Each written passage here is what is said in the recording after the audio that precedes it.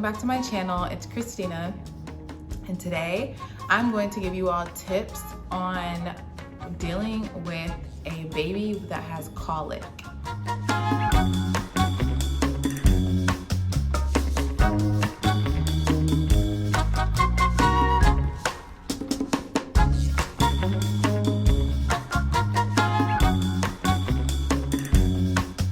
For those of you who don't know, colic is basically, it's not a disorder.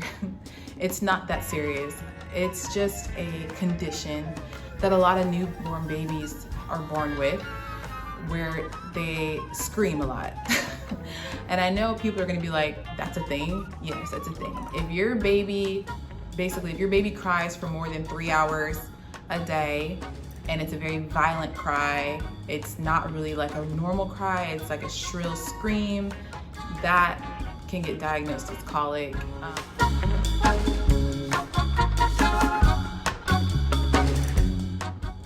My son got diagnosed as colic when he was 4 weeks old, or actually he was 3 weeks old. We didn't know what was wrong with him. It was the most traumatizing thing as a new mom. I didn't know if he got sick, and my son was born in the middle of this whole coronavirus thing, so I didn't know if he had picked something up while he was at the hospital, you know, because he was literally born in the middle of the pandemic, in the middle of quarantine, or like, no, the week before quarantine. So I was like, oh my God, he's screaming, like, what is wrong?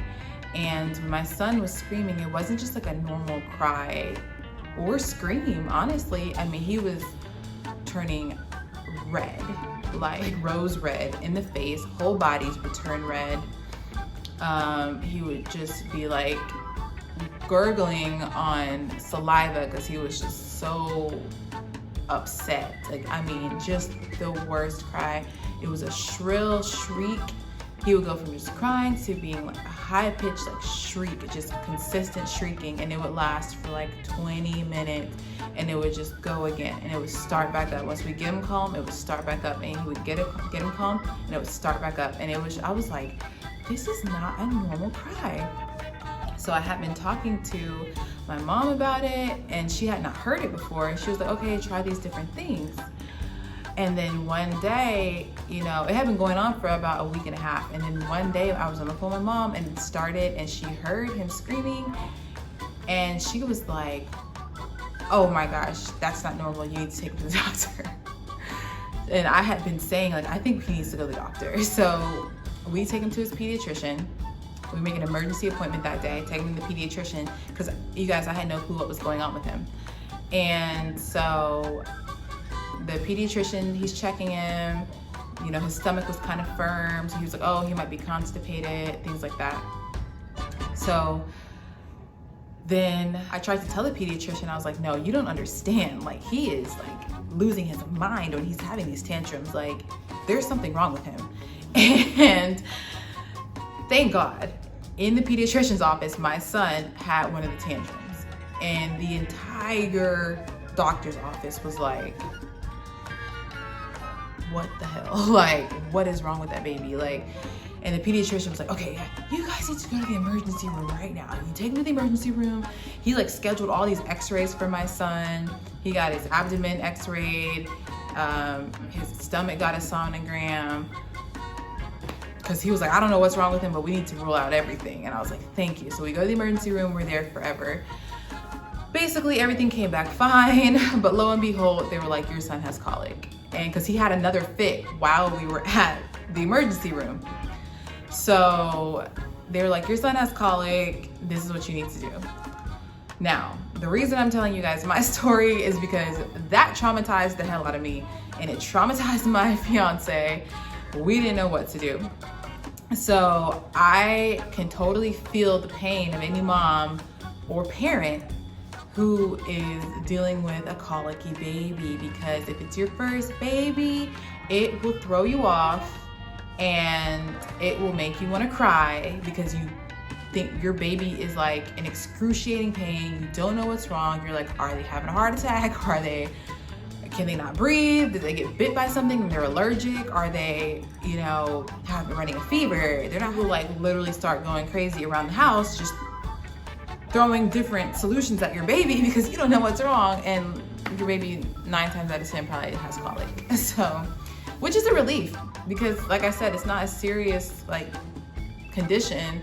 It's a thing that you have to deal with, but they grow out of it at around 3 months. So a lot of science professionals don't know what colic is caused by. Basically, every baby, almost every baby has it.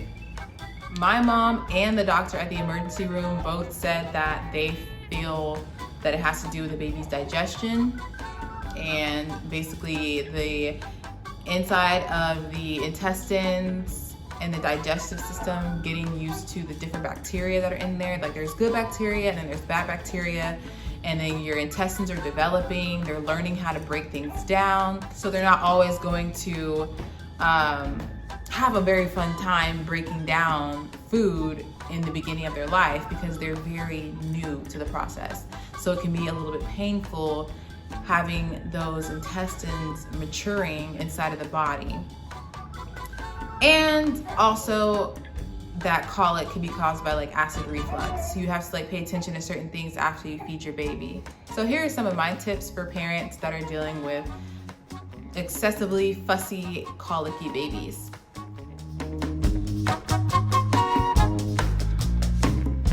Get gripe water and get simethicone. This is tip number 1, and this might be the only tip that you need. Gripe water and simethicone are medicines basically for babies. You give it to them in the form of a dropper and it eases their stomach. Even when I took them to the emergency room, they gave me simethicone in the emergency room. So that lets you know how helpful it can be. So gripe water is basically like an organic version of simethicone. Simethicone is more of like the pharmaceutical type of gas drop reliefs, whereas gripe water is like, you know, it has like agave, it has chamomile, it has some other herbs, natural herbs and remedies in there that help soothe the gas. So depending on what you are comfortable giving your baby, they both work. We use both. In the beginning, after he left the emergency room, we were just straight on simethicone, and it worked. And then recently, as things have gotten a little bit better, we've used just straight gripe water. We don't even really use the simethicone anymore, and the gripe water works. And then my fiance actually found an organic version of gripe water, so that's even better, and that works. There's not much else to say about either one of those items. They are pretty straightforward. They're medicines and remedies that help soothe the gas and the reflux, and they can help with your baby.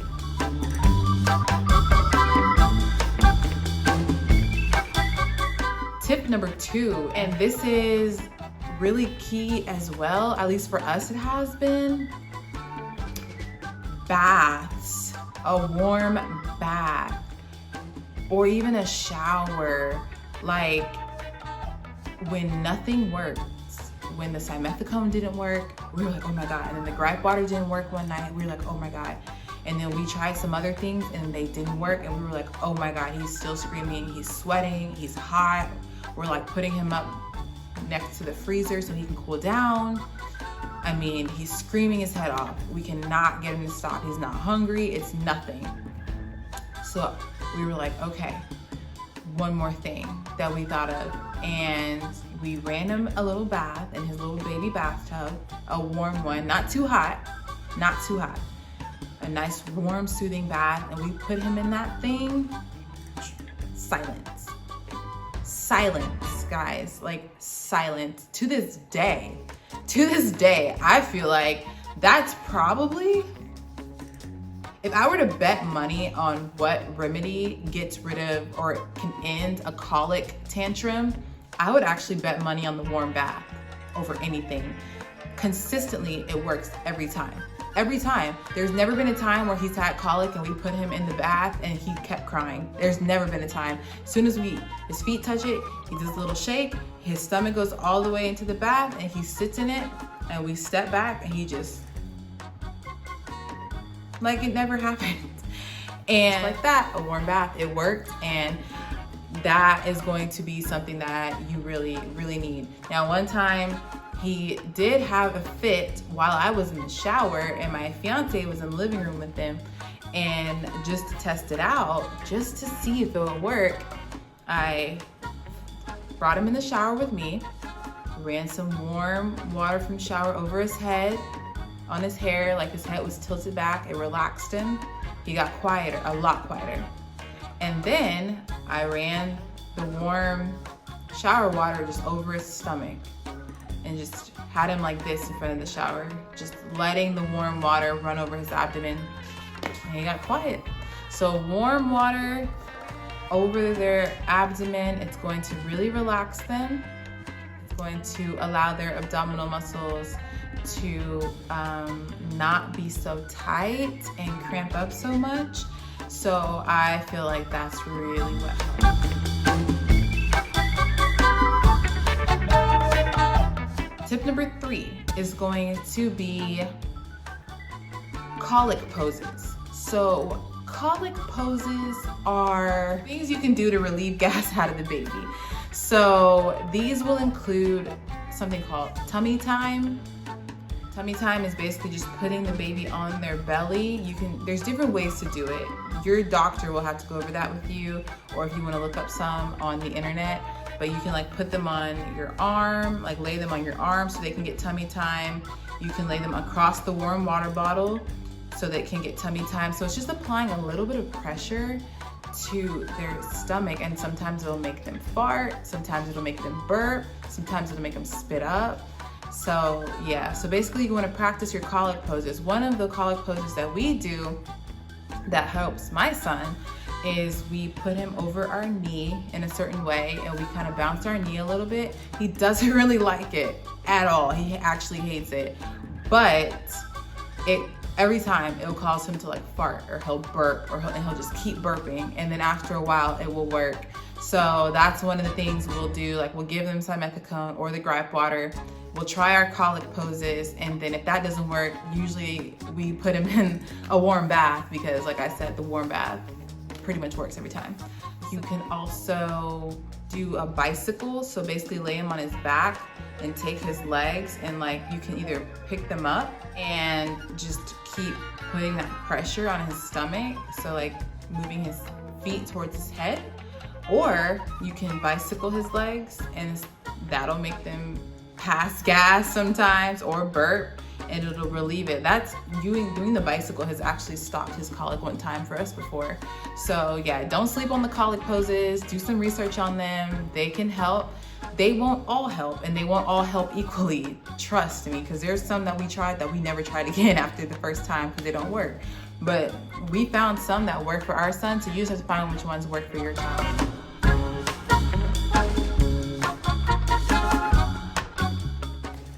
So tip number 4, and this is key, ladies only. This is key. If you are breastfeeding, your diet is everything. I have cut out so much stuff because of my son's colic. I am on a very strict diet right now. I call it my colic diet, because I basically can't eat anything. Like onion, garlic, seafood, that's fish and shellfish, shrimp, salmon, crab legs were killing him. I love crab legs, and they were killing him. Garlic like kills his colic. Onions don't really help. They're not as bad as garlic, but they do not help. Let me tell you. What else? No caffeine, not even decaf.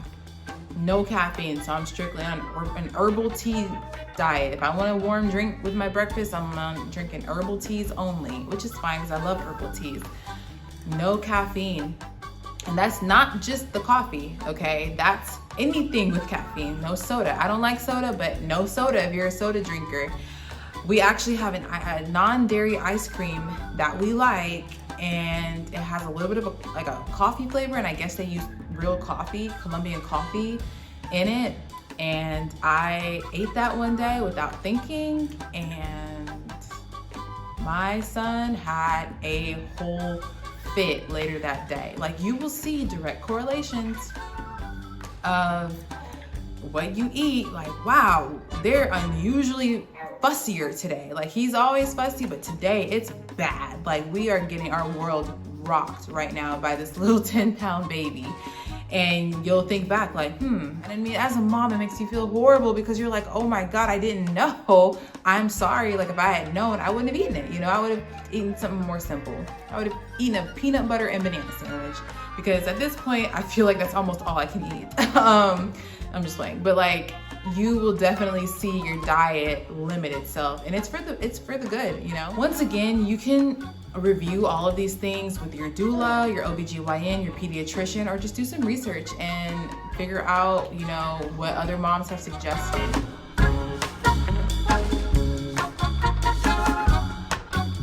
And the 5th tip is going to pretty much piggyback on the 4th tip, which is going to be keeping a food journal.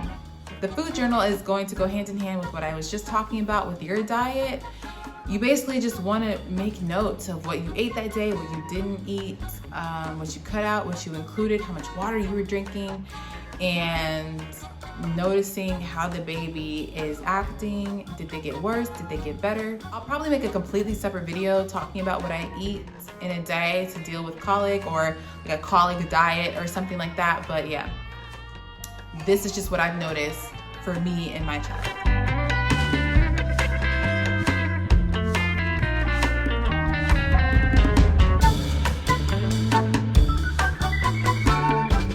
So you guys, thanks so much for tuning in. Those are my top 5 tips for dealing with colicky babies. If anyone has any tips on dealing with a colicky baby, for, you know, if you're a more experienced parent or if you're a healthcare professional, comment some of your tips below so we can all get some help. As of now, my son is 2 months, and like 1 week, his colic has really subsided. We don't really deal with it as much. For all of you parents out there dealing with it, just stay strong and love your baby, love up on them, try to soothe them as much as you can. That's gonna be important. Just soothe them as much as you can while you're doing your colic poses. Try to squeeze their stomach, try to relieve some of that gas out of their stomach. You know, tell your baby you love them, tell them they're gonna be okay, rub their back, rub their head. Remember to relax them at the same time. You know what's going on, but they don't know what's going on. They probably think they're like dying. So just reassure them that they're okay, and that actually will help as well. So thank you guys so much for tuning in. If you have any more tips about dealing with colic, then comment them below. I'm sure we would all appreciate it. And thank you all so much, and stay tuned for my next video.